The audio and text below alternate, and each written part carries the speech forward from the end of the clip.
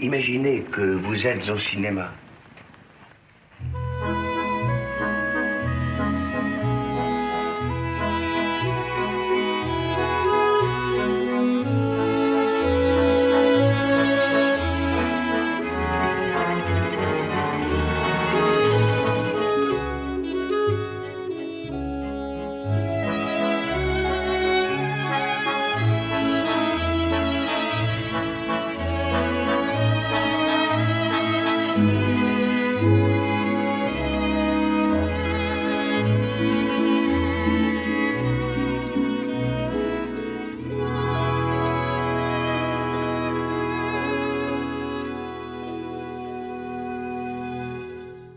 J'avais 17 ans, et c'est par un soir de novembre, il pleuvait, je me souviens, que je suis rentré dans l'œuvre de Jean Grémillon, au ciné-club universitaire rue de la Sorbonne, où l'on...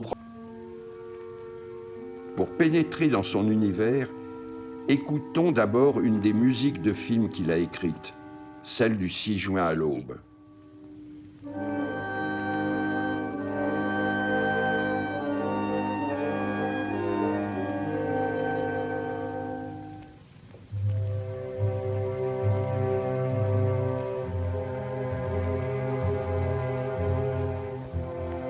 Le lyrisme qu'on sent dans cette musique, il saura le faire partager à tous ses compositeurs.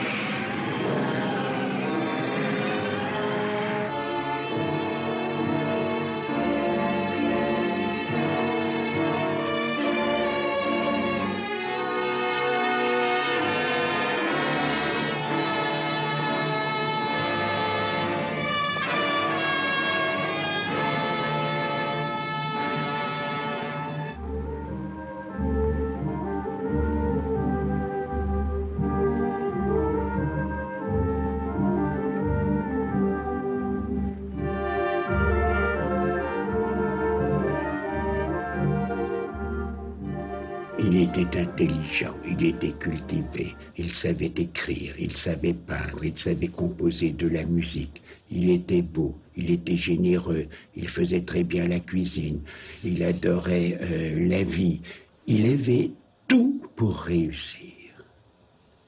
Et il a eu une existence sans arrêt, contrariée, marquée d'échecs.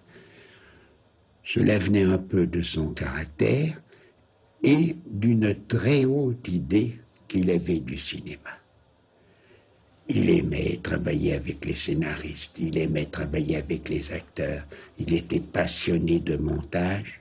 Malheureusement, il n'aimait pas les producteurs. Et les producteurs le lui ont toujours bien rendu. On lui faisait payer son engagement politique, son syndicalisme, son exigence. L'œuvre de Jean Grémillon, c'est un cimetière de projets avortés, sujets trop sensibles, trop engagés, trop politiques, budget trop élevé.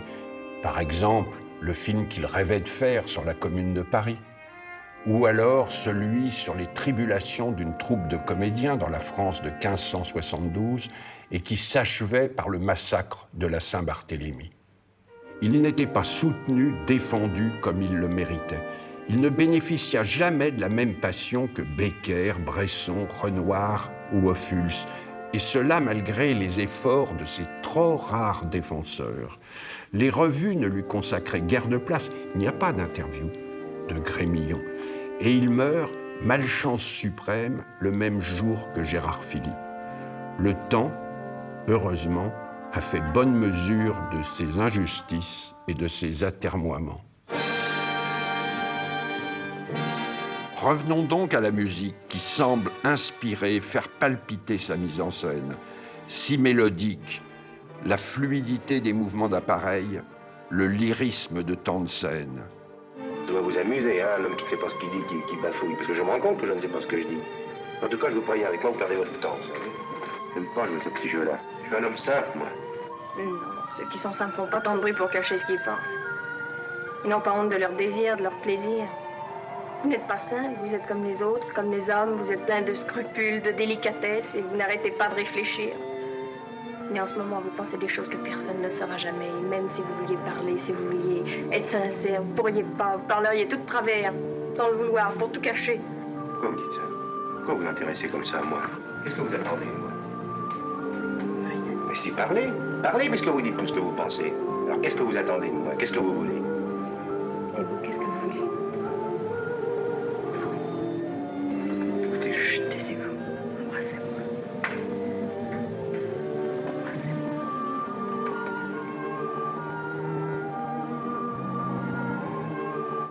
Et l'appréhension de l'espace, de la nature chez Grémillon, le lyrisme des paysages.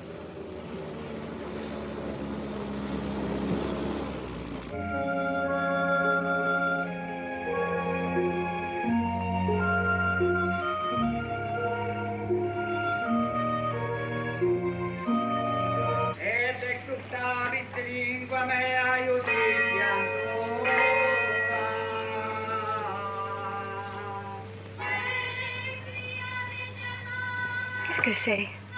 C'est la cérémonie des Proélas. Ça veut dire le retour des âmes au pays. Grémillon était un réaliste qui dépassait le stade du réalisme pour atteindre un certain lyrisme. Il y a des moments à peu près lyriques dans ses films les mieux réussis, et surtout dans ceux dont il rêvait de les tourner un jour. La grande force de Grémillon, c'est de pénétrer à l'intérieur de sentiments très intimes. La solitude d'une femme, un amour qui naît brusquement, et de saisir dans un même mouvement ce qu'ils peuvent avoir de sublime et de douloureux, de courageux et de dévastateur, comme dans Le ciel est à vous, cet extraordinaire portrait d'un couple qui s'aime. Vous n'avez jamais pensé à vous marier? Oh, si, j'ai bien pensé. Mais tous ces enfants, ça faisait trop de bruit, ça m'a distraite. 40 élèves, vous comprenez, ça tient de la place. Ça me fait bien plaisir que vous soyez venu aujourd'hui. Vraiment? Oui. Je n'ai pas d'élèves, moi. Mais vous les aurez tous et les parents avec, quand vous aurez passé 20 ans dans cette île. 20 ans. Ça a l'air d'une condamnation et finalement, on s'aperçoit que ça passe très vite. Mais dans l'évocation de ces sentiments, de ces passions, il y a aussi des dissonances, des virages abrupts, comme dans Patte Blanche. Vous trouvez pas qu'il fait chaud? Ce carrousel de personnages hantés, cette cantate pour des âmes perdues, qui transcende un splendide scénario coécrit par Jean Anouilh, qui devait le mettre en scène. Joué génialement par 5 acteurs et actrices formidables. Paul Bernard, Arlette Thomas, Suzy Delair et Michel Bouquet. Elle est belle. Elle sent bon. Elle était accoudée à la fenêtre, ça sentait bon jusque sur la route. Pense plus à cette fille, elle est pas pour toi. Il a dit que c'était sa nièce. Mais c'est pas sa nièce, je le sais, moi. Elle est pour le gros shot qui pue le poisson, la petite caille. Lève-toi. Non! J'aurai jamais de femme, moi! Jamais! Sinon, pas de bêtises. Cinéaste engagé, attentif au métier, au contexte social, il savait donner une vraie densité émotionnelle au rapport de classe. La robe est repassée? Oui. Elle est réveillée? Je sais pas. Je t'ai dit de lui monter son café quand elle serait réveillée. Tu dois la servir comme une dame, t'entends? Allez, va lui préparer un plateau. Un plateau? Oui, un plateau. Et avec un apron, comme dans les hôtels. Je l'ai pas ici. Eh ben, trouve-en un.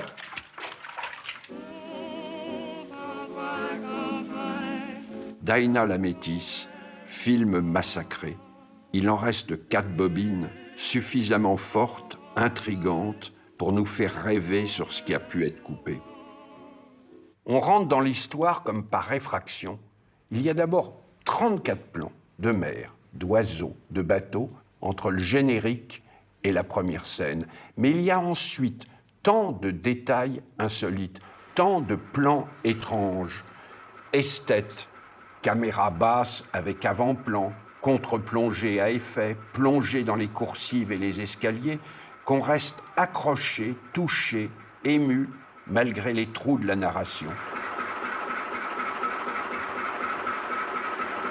Sans parler de la surprenante utilisation du jazz.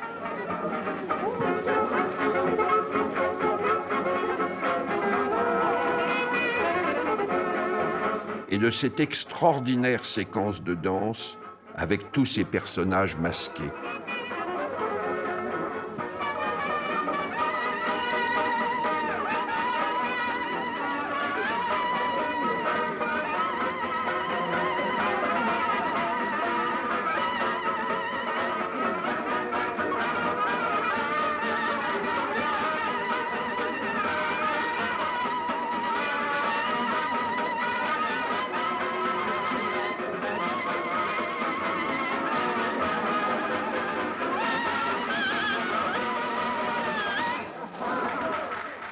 Parmi les personnages principaux, incroyable originalité, ce docteur noir, intelligent, raffiné, joué avec élégance par Habib Benglia. Y a-t-il un seul personnage équivalent dans le cinéma américain de l'époque? J'en doute. Vous avez laissé vos amis au fumoir? Sans doute. Vous êtes cruel. Comment peuvent-ils se passer de vous? On peut se demander si Grémillon et Charles Spaak, son fidèle collaborateur, n'ont pas songé à Othello. Vous abusez peut-être un peu, Zaina, de la liberté que je vous laisse. Et puis, comment mieux lui rendre hommage qu'en l'écoutant nous parler d'André Masson dans ce court-métrage magnifique dont il composa aussi la musique. Il faut être vide devant sa toile. Être vide pour ressentir le tout. Il y a dans les gestes d'un peintre quelque chose de nostalgique. La nostalgie d'un très lointain pays natal où il voudrait revenir et où il reprendrait racine dans les vieux mythes de la terre, de l'eau, de l'air et du feu, support d'images qui vont devenir par la magie de son art substance poétique et par lesquelles la chose représentée va prendre non pas ressemblance, mais signification. Et revoyons aussi cette fin de remorque que Prévert n'aimait pas, critiquant son côté religieux. Il avait complètement tort, car cette fin est tout à fait typique du talent, du génie de Grémillon, de la manière qu'il avait de dépasser le réalisme pour accéder au lyrisme.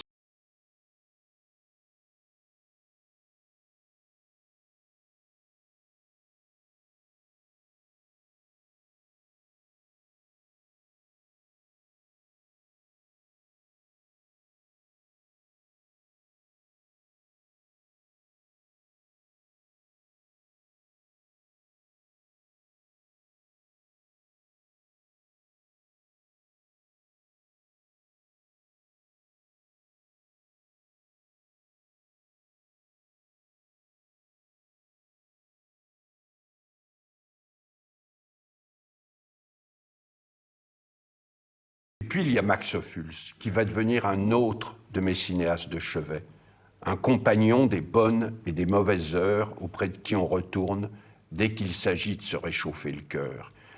Dès le premier épisode du Plaisir, j'étais happé par la voix du narrateur, par la voix de Maupassant. J'ai été entraîné dans un tourbillon, une frénésie de mouvement où la caméra valse, court avec le héros dans une urgence folle, comme si la vie, sa vie, dépendait de ce mouvement. Au milieu de cette foule apparut un homme maigre, vêtu en gomme. Il avait l'air d'une figure de cire du musée Grévin, d'une étrange et fantasque caricature du charmant jeune homme des gravures de mort.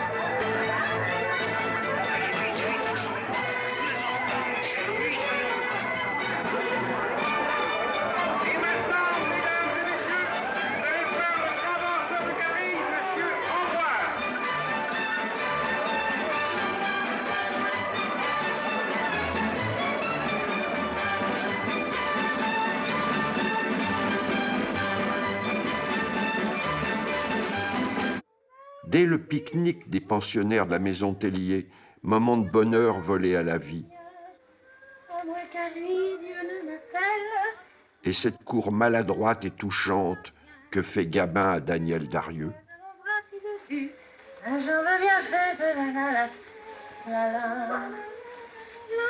Dites, Mme Rosa, tout à l'heure, quand je suis monté dans votre chambre, là, alors j'avais bu, j'étais un peu chaud, quoi. Alors, faut m'excuser, faut pas m'en vouloir, hein? Merci. Ah oui, c'était combien je regrette mon bras si dodu, ma jambe bien faite et le temps perdu. Et alors, il a dit, il faut absolument faire venir un piano pour apprendre cette chanson. Nous étions en plein champ, à 12 km d'une ville. Et on allait chercher un piano. Et c'était extraordinaire de voir toutes ces dames en 1880 avec un piano droit dans un champ qu'ayant fait pour apprendre la chanson. Dans notre ciné-club, le Nickelodeon, nous avions programmé certains des films qu'il tourna en Amérique où il s'était réfugié pour fuir le nazisme. On ne les montrait nulle part. L'Exilé avec Douglas Fairbanks Jr., Les Désemparés avec James Mason. J'épaulerai Pierre Rissian quand il ressortira L'aide d'une inconnue, immense chef-d'œuvre totalement méconnu à l'époque. De retour en France, Ophuls, cet éternel exilé, s'intègre dès la Ronde, mais comme le dit Jacques Lourcel, pour y faire son cinéma dont la différence avec ce qui l'entoure saute aux yeux. Dans la Ronde, jamais dialogue aussi littéraire n'ont été entendus dans le cinéma français. Jamais les acteurs n'ont été dirigés avec autant de familiarité et de recul. Emma, tu vas me jurer une chose. C'est que jamais tu ne te liras avec une femme dont tu penserais qu'elle n'est pas irréprochable. Je sais bien que ce n'est pas toi qui rechercherais ce genre de fréquentation. Mais ce sont elles, justement. Ce sont ces femmes de réputation douteuse qui recherchent la société des honnêtes femmes. Par une sorte de nostalgie de la vertu. C'est très profond ce que je viens de dire là. Elles ont tu comprends, la nostalgie de la vertu. Elles souffrent de leur indignité. Tu crois? Comment si je crois? Mais j'en suis sûr, mon petit. Songe à cette existence horrible de ruses, de mensonges et de périls constants. Ah, elle paie bien cher le peu de bonheur. Même pas de bonheur, tiens, de Plaisir. Comment peux-tu appeler ça de plaisir? Je suppose, sinon elle ne... C'est un vertige. Un vertige. Oh oui, un vertige. Enfin, tu en as profité. Oui, une fois. Nous sommes à Vienne. Jamais un schéma aussi abstrait n'aura autant séduit le grand public. Changeant de costume. 1900. Nous sommes dans le passé. Cette originalité éclate dès l'ouverture. J'adore le passé. C'est tellement plus reposant que le présent. Et tellement plus sûr que l'avenir. Avec Anton Walbrook, acteur génial en meneur de jeu, que l'on a redécouvert dans les films de Powell et Pressburger. Jack Nicholson m'avait dit que pour lui, Walbrook était le plus grand acteur du monde. Il disait que le film à costume permettait de dégager les grandes lignes des sentiments parce qu'on n'avait pas besoin de se noyer dans le détail. C'était une façon de rendre un film plus abstrait. Pour que l'amour commence à rendre, que manque-t-il? Une valse. Voici la valse. La valse tourne, le carrousel tourne, et la ronde de l'amour peut tourner aussi. Tourne, tourne, mes personnages, la terre tourne jour et nuit. Comme les autres chansons dans les films de Max Ophuls, les paroles de cette valse sont écrites par Louis Ducreux, ce cher Louis Ducreux que j'ai dirigé dans Un dimanche à la campagne. Tu donnes ton corps, mais tu gardes ton âme. Les hommes se donnent pour t'offrir des trésors. Toi regard est si tendre et si blanc ton genou. Quand tu danses et tu valses en passant près de nous. Ophuls estimait que le plan fixe était contraire à la vie. Ces films sont un festival de mouvements tourbillonnants, de travelling circulaire qui dynamise, amplifie les mouvements des personnages ou leur immobilité. Posez des questions, messieurs, dames. Lola Montez vous répondra aux questions les plus choquantes, aux questions les plus intimes, aux questions les plus indiscrètes sur sa scandaleuse carrière de femme fatale. Citons à nouveau Jacques Lourcel. Le mouvement qui anime chacune des séquences et l'ensemble de l'œuvre contient en lui-même la réponse aux questions que pose constamment l'univers d'Ophuls. Avez-vous de bonnes nouvelles de votre mari? Excellente, merci. Qu'est-ce que la frivolité? Où commence la gravité? Ce mouvement les transforme l'une en l'autre, comme il transforme les personnages. 2 jours sans vous voir. Mon chef de cabinet se plaint de ma nervosité. Ces mouvements épousent les partis pris dramaturgiques, les aiguisent, par exemple là, en ne pénétrant jamais dans la maison Tellier, une maison close. Madame, issue d'une bonne famille de paysans, avait accepté cette profession absolument comme elle serait devenue modiste ou lingère. Le préjugé si violent et si vivace dans les villes n'existait pas dans la campagne normande. Le paysan disait « c'est un bon métier » et il envoyait son enfant tenir un harem de filles comme il l'eût envoyé diriger un pensionnat de demoiselles. Prends mon chapeau. Oui, papa. Henri Janson, admirateur d'Ophuls, l'avait surnommé Marche-Ophuls, Ah, hey, Maca. Oui, papa. à cause de sa prédilection pour les escaliers. J'arrive, papa. Vous savez très bien. Vous savez très bien que je ferai n'importe quoi. Êtes-vous vraiment mon ami? Vous m'aimez un peu? Mais quand la caméra monte, descend ou tourne, c'est pour mieux pénétrer au cœur de ces rondes, où l'on court jusqu'à s'épuiser à la recherche du plaisir, du bonheur, de la volupté. Ces rondes qui sont orchestrées par des meneurs de jeu, au moins dans 3 films. Maintenant la ronde commence. Du spectacle, de l'émotion, de l'action.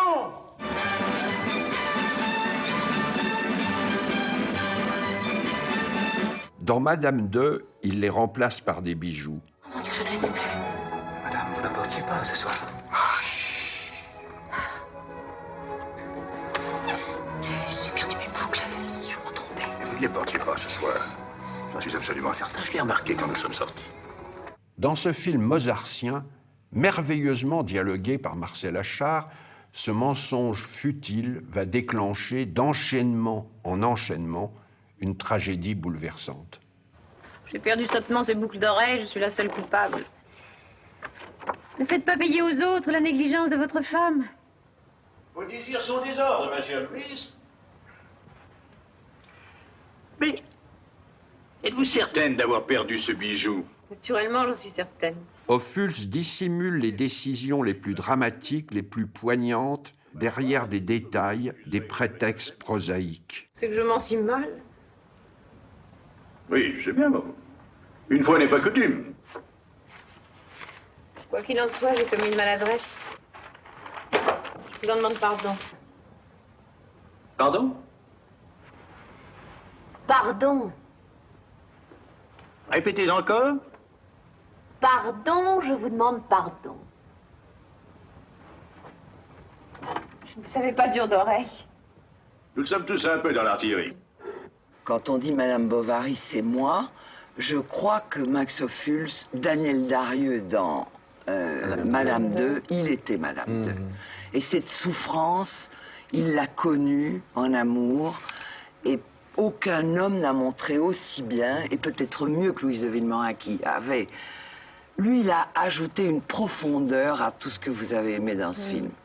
Le côté qu'en amour, on n'a pas le droit de mentir, même sur une petite chose, et que quand la confiance s'en va, il n'y a plus d'amour. Au revoir, cher ami. Au revoir. En fait, derrière cette débauche de recherche visuelle, d'invention stylistique, Ophuls rejoint les préoccupations morales, métaphysiques, du Rossellini de Stromboli ou d'Europe 51. Revenez bientôt. Je ne vous aime pas, je ne vous aime pas. Je ne vous aime pas, je ne vous aime pas. Revenez.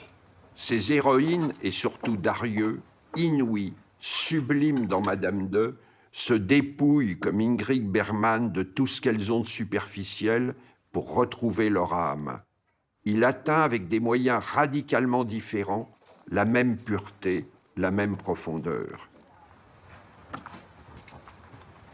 Notre bonheur conjugal est à notre image. Ce n'est que superficiellement qu'il est superficiel. Il adorait la frivolité sérieuse, dit Marcel Ophuls, son fils, et j'aime beaucoup cette expression. Elle convient si bien à tous ces grands chefs-d'œuvre qui partagent une cohérence dramatique, une ambition, un niveau de perfection absolument sidérant.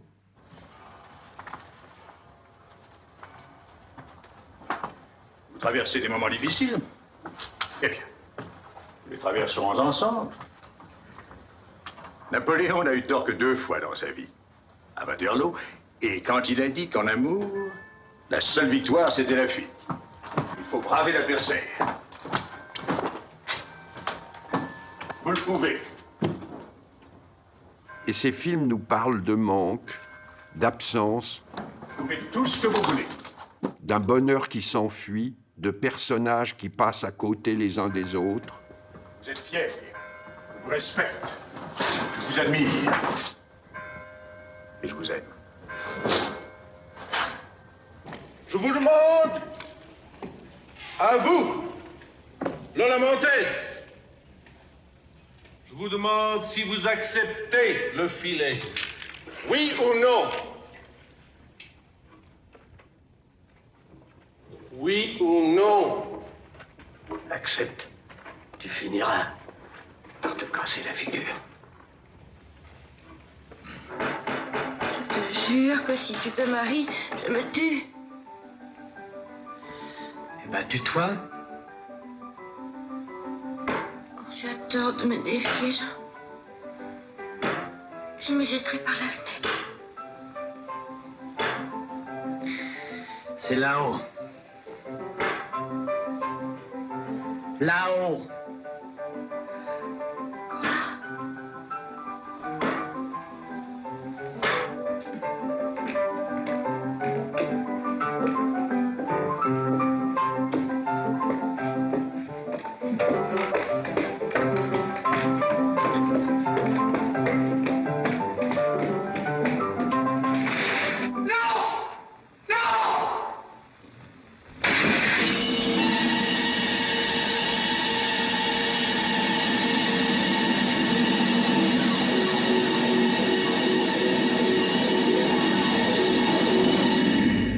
Il l'épousa. Mais comme la vie était finie pour lui, il ne lui resta plus qu'à travailler. Voilà toute l'histoire. Tu ne le salues pas? Il ne m'a pas pardonné mon intervention, il a eu tort. Il a trouvé l'amour, la gloire, la fortune. Est-ce que ce n'est pas le bonheur? Tout de même, tu m'avoueras que tout cela est bien triste. Mais mon cher, le bonheur n'est pas gai. Vous chercherez en vain cette dernière phrase déchirante chez Maupassant. Elle paraît totalement autobiographique, c'est-à-dire, pour citer Anatole France, qu'elle ne doit rien à la mode et tout à la vérité humaine.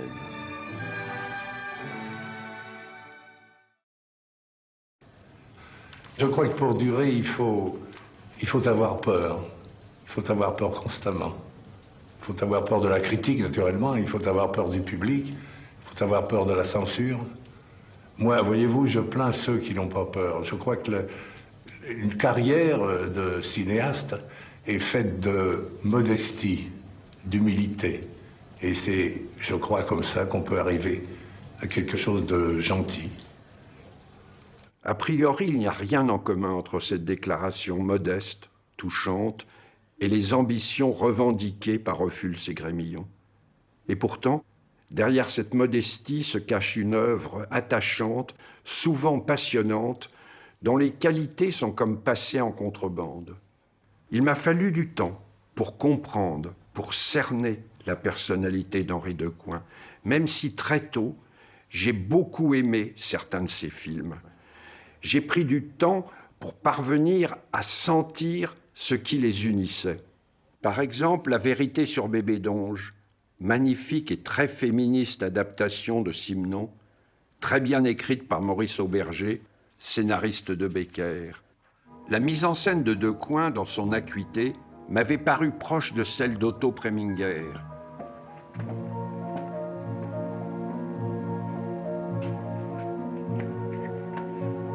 Dans ce portrait de femme au si doux visage, génialement incarné par Darieux, et dans la longue séquence finale avec ses changements de plan, d'axe, si fluides et si évidents. Qu'est-ce que les gens vont dire? Ils ne diront rien, Jeanne, ils ne viendront pas. Les derniers plans aussi m'avaient étonné.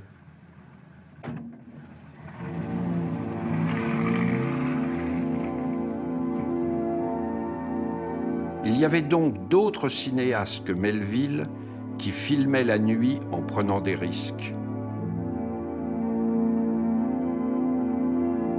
Eh bien, ces partis pris visuels, je les ai retrouvés 2-3 ans plus tard dans Les Inconnus dans la maison. Les ruisseaux débordent, les passants se hâtent sans détourner la tête. Et voici le chronomètre géant de chez Tellier qui ruisselle de partout. Un peu plus loin, vous allez voir la tête de cheval doré de la boucherie hypophagique. La voilà, triste et morne. Et dans Razzia sur la Schnouf, dans ce désir de filmer les protagonistes à contre-jour qui se mêlait à un ton documentaire assez rare dans le cinéma français. Un ton neutre, dépourvu de toute exaltation, de tout pittoresque, de toute empathie pour les truands.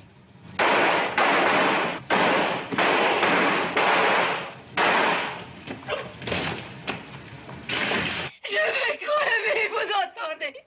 Je vais crever! Avec en revanche une vraie chaleur, une vraie sympathie pour les victimes. Ferrand, lui, un peu de cam, on en a besoin. Les drogués, montrés avec un réalisme rare à l'époque. Emmenez-la et donnez-lui ce qu'il faut. Viens avec moi.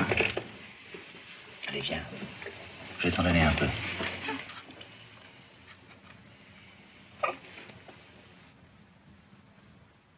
En parlant de milieu, de regard, Le Café du Cadran est un des seuls films de l'époque qui évoque avec justesse ce monde des journalistes qui venaient terminer leur article au bistrot en se pochetronnant avec les autres habitués. Le scénario avait été écrit par Pierre Bénard, directeur du Canard enchaîné depuis 1936, et qui jouait un rôle très important dans la presse clandestine sous l'occupation. Mes tuyaux sont exacts, hein. Bruno veut mettre la main sur le journal. Le patron se laissera faire? Oh, le salaud. Un journal, ça se vend? Peut-être, mais en tout cas, ça ne devrait pas se laisser acheter. Oh, qu'est-ce que ça peut nous faire? Oui, mais alors si on te fout à la porte? Notons que ce café existe toujours. Bah quoi, Jules, vous dormez encore? Monsieur Biscara vous demande un café au lait ou lui servez un apéritif? Mais non, ça va très bien. Allez, Jules, changez-moi ça tout de suite. Mais patron, c'est ce que monsieur Biscara appelle son café au lait. Comment? Vous pouvez comme ça le matin à 5 heures? À mon âge, on ne supporte plus les mélanges.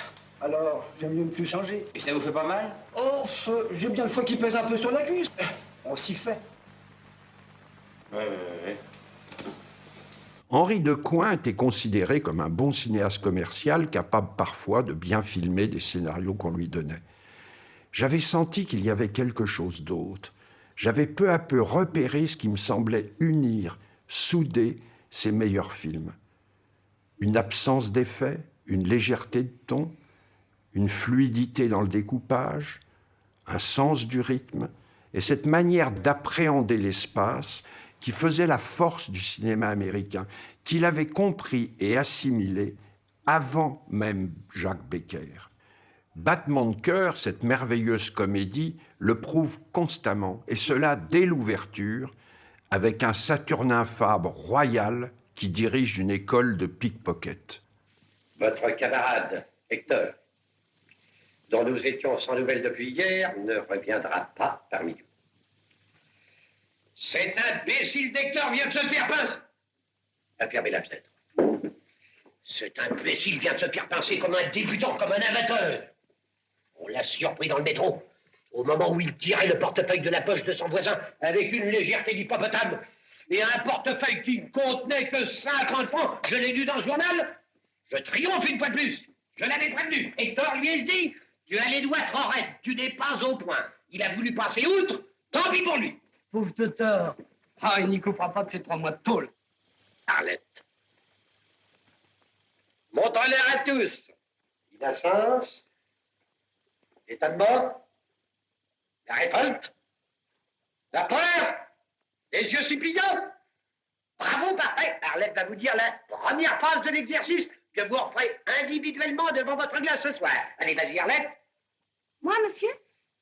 Vous vous trompez, monsieur, ce n'est pas moi. Je vous le jure sur la tête de mon père. Et voilà le travail. La théâtralité revendiquée et cocasse des situations, le rythme de la narration servent d'écrin à une Danielle Darieux éblouissante qui passe du marivaudage à la farce avec une grâce absolument confondante. Bien, alors reprenons, mademoiselle. Je viens de Genève, je suis dans un pensionnat de jeunes filles. J'y retourne demain.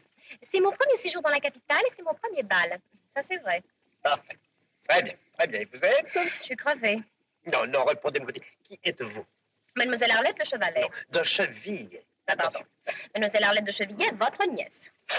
Reniflez pas, mon petit. Bien. Parce que j'ai mal aux pieds. Je pouvais remettre mes vieilles grolles. Vos grolles? Ah oui, mes tatanes, mes chaussures, quoi. Non. Oh, écoutez, ma robe est si longue en hiver avec du feu, puis je suis tellement plus à mon aise. J'ai dit non, là. Ouais, là, on est encore plus poisonnant que votre patron.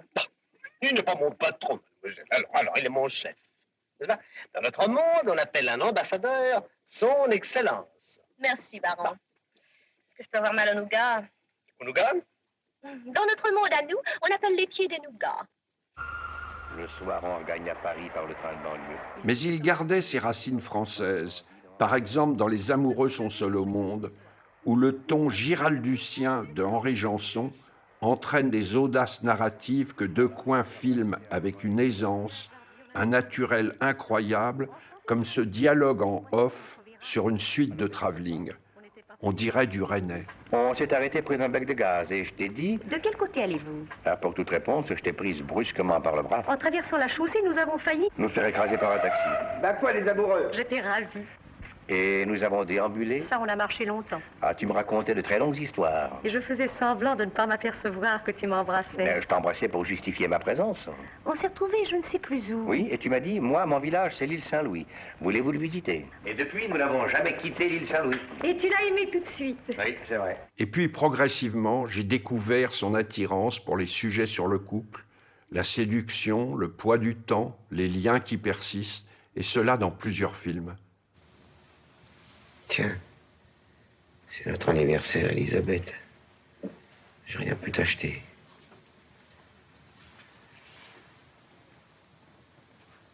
Si tu savais comme je t'aime. Si tu ne peux pas t'en empêcher. Il n'y a que la mort qui puisse.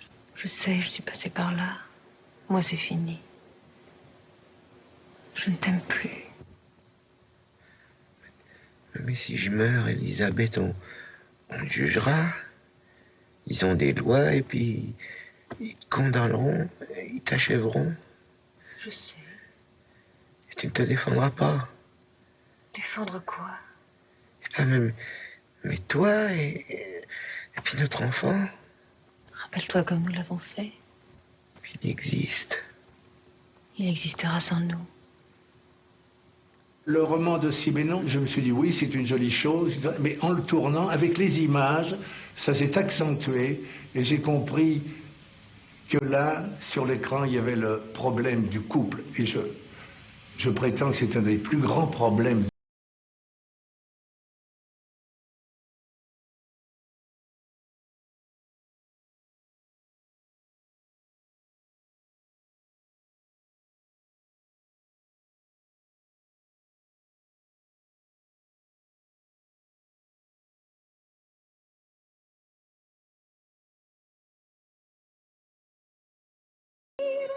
La manière dont il mettait en avant les personnages féminins me touchait, tous ceux bien sûr joués par Darieux qui avait été sa femme, mais aussi René de Villers. Il joue remarquablement. Elle joue remarquablement. C'est une femme. Non, c'est une jeune fille. Une jeune fille? Oui, écoute, elle joue bleu. Elle a de l'imagination et aussi de la sensibilité. Et le propos, la morale, était souvent féministe. Regardez un chef-d'œuvre comme Retour à l'aube, avec ses étonnants changements de ton. Êtes-vous heureux, Karl? Je suis heureux que vous soyez ma femme, Anita. Et vous, êtes-vous heureuse? Très heureuse. Pourquoi souriez-vous? Je souris parce que je pense qu'à minuit, je ne serai pas sur le quai pour voir le rapide de Budapest. Vous me comprenez, Anita? On passe d'une comédie maritale douce amère à un propos beaucoup plus âpre quand Darieux se retrouve seul à Budapest poursuivi par une bande de mufles machistes. Terriblement gris. Je vais vous prendre à l'hôtel. À l'hôtel? Oui, mais gardez le secret. Pas à moi, Austen. C'est un ami. Il faut être correct. Oh, je vous adore. C'est infect, cet Austen. Il m'a raconté tout ce que vous faisiez ensemble. Je sais déjà que vous avez un petit corps adorable.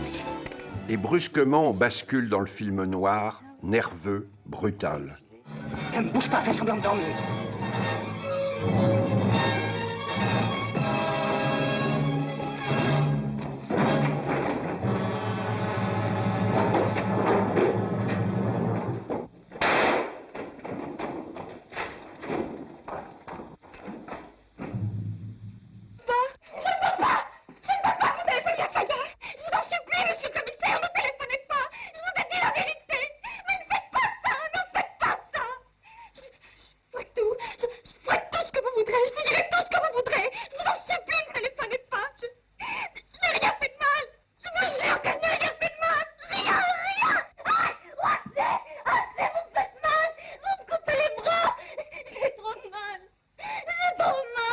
Plus les menottes.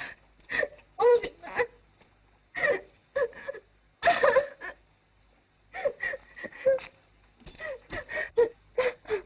Et ces moments si rares, des amoureux sont seuls au monde, quand Jouvet vient offrir une valse à sa femme. Mais tenez. La chanson d'amour que je n'ai pas été fichu d'écrire en 19 ans, eh bien elle est faite, je l'ai trouvée, en marchant, et sous sa forme définitive. Je ne l'ai pas encore jouée, mais je l'entends déjà. C'est une valse naturellement et populaire. Une valse encore sans parole, forcément admettre. C'est merveilleux, n'est-ce pas? Oui, c'est merveilleux. Mais tu dis ça sur un drôle de ton. Ça ne te fait pas plaisir? Je suis un peu émue. Tu m'apportes une valse en pleine nuit, 19 ans après, ça me planque un petit choc. Écoute-la. Attends que je la retrouve.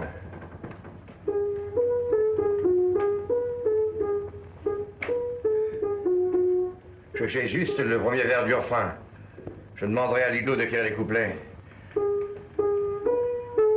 Oui, là voilà.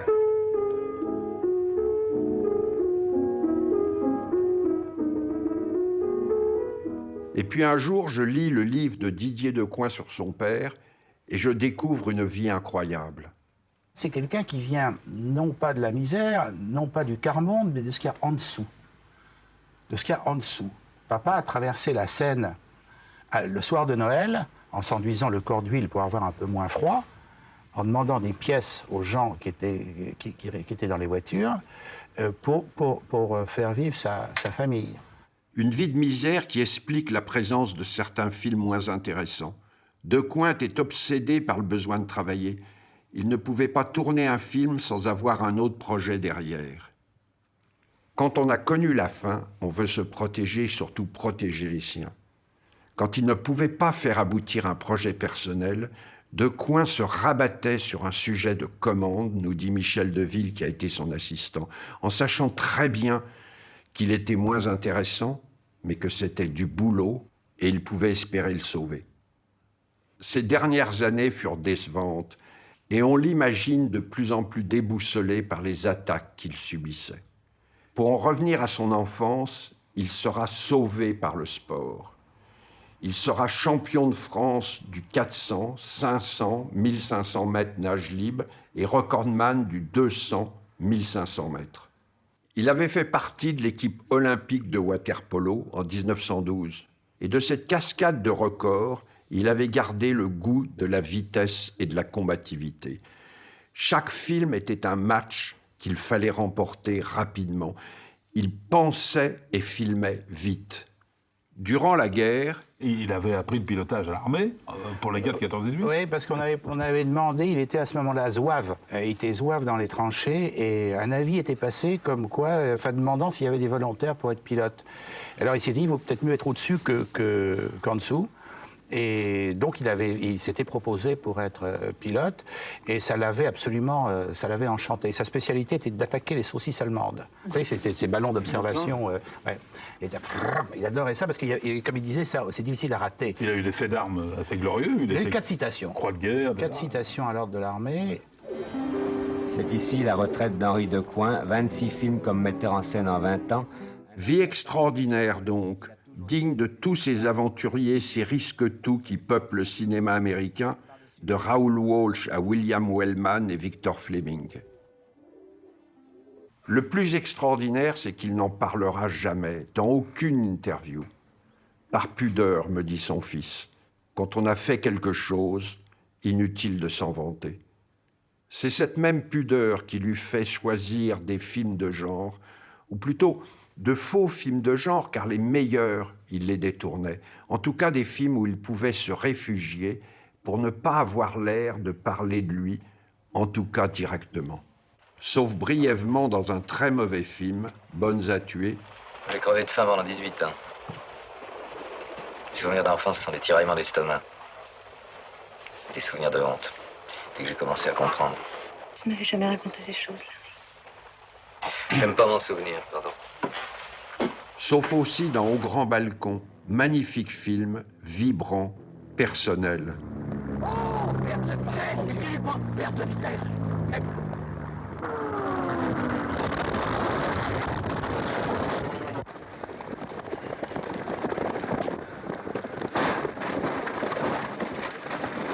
Decoing rendait hommage à des aviateurs qu'il avait côtoyés et bien connus, Dora, Mermoz. Merci, tu m'entends?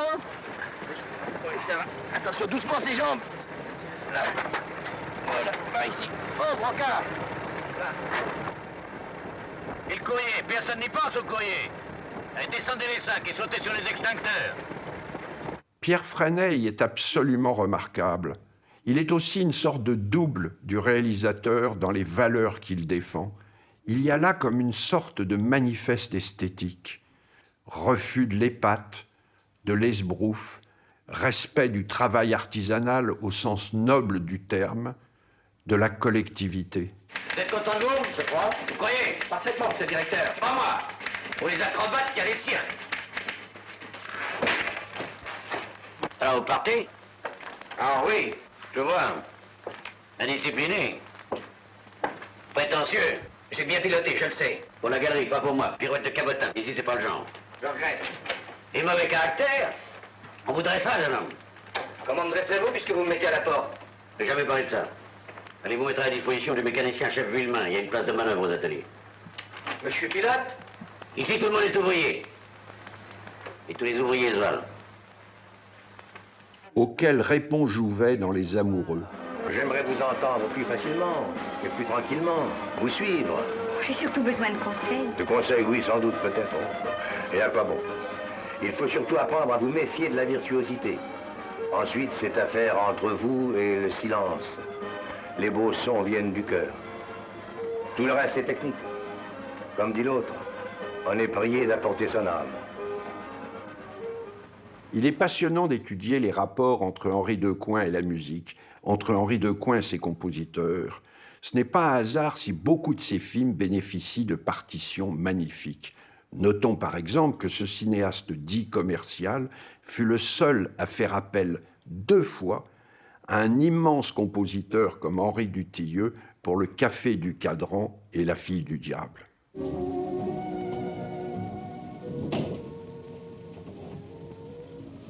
On entend juste des morceaux de jazz provenant du café d'en face.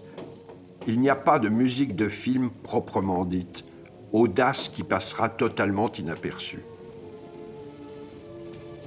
Bonsoir.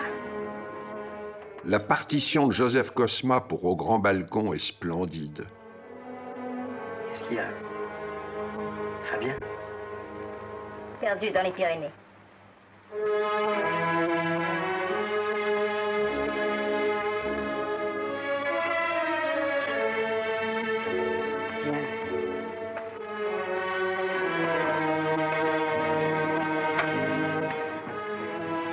Je commence à croire qu'ils ont tous les droits.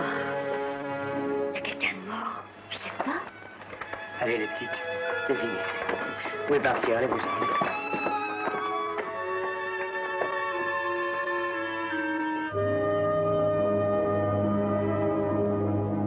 Tout comme celle d'Henri Sauguet.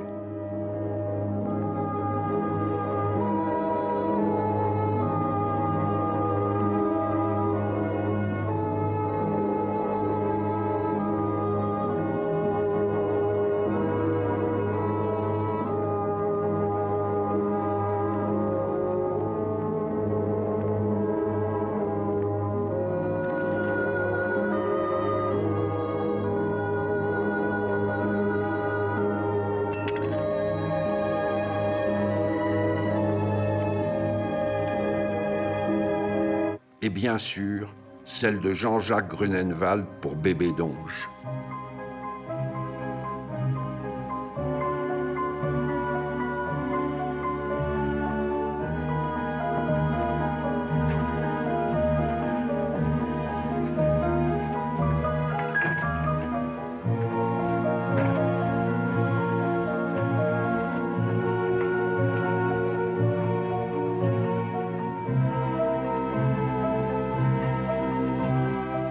C'est encore Michel Deville qui m'a donné la clé, le pourquoi et comment de cette fluidité dans la mise en scène, de cette absence d'effet dans le découpage, qui unit, rapproche tous les bons films de Decoing, qui en fait un auteur.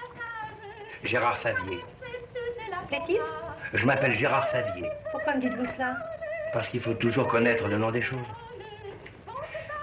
Pyrogène. Carafe. Tasse. Gérard Favier. Chaise. Écharpe. Sylvia. Merci. Contrairement à 90% des metteurs en scène de l'époque, et comme René Clément, Henri Decoing ne préparait pas de découpage, ne donnait ses axes, ses cadres, qu'après avoir vu jouer les acteurs et exister les personnages. Vous n'allez pas me laisser tranquille? Merci. Cela explique l'absence de raideur, la légèreté évidente. Si vous étiez au cinéma? Si j'étais au cinéma? Oui, imaginez que vous êtes au cinéma. Avec moi, bien entendu. Le grand film commence. Un homme, assez bien de sa personne, entre dans la salle d'un petit bistrot des environs de Paris. C'est le décor. Une femme charmante est là qui fait des réussites. Elle a laissé tomber son écharpe, il la ramasse et la lui rend. Alors, il découvre son visage. À ce moment, dans la salle du cinéma, vous vous penchez vers moi et vous me dites « Pas très jolie ». Je vous réponds « Non, elle est pire ». Sur l'écran, la scène se poursuit. L'héroïne plaît visiblement beaucoup au principal interprète. Il va pour le lui dire, mais elle lui impose silence. Alors, il insiste, elle se fâche, il revient à la charge, elle se dérobe. Mais vous, dans la salle du cinéma, vous vous tournez vers moi et vous me dites est-ce que ça va durer longtemps, ce manège?